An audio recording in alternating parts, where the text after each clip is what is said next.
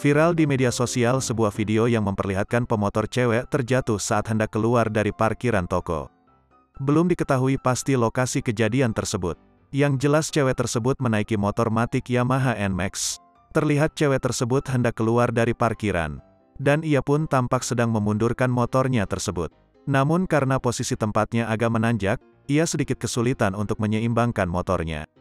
Hingga akhirnya ia pun terjatuh bersama dengan motornya.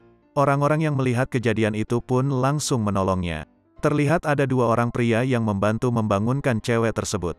Setelah ceweknya ditolong, kedua pria tersebut lantas mengangkat motornya. Namun salah satu pria tersebut mengangkat bagian tuas gas motor yang saat itu posisi mesinnya lagi menyala. Hingga akhirnya motor tersebut mendadak maju tak terkendali.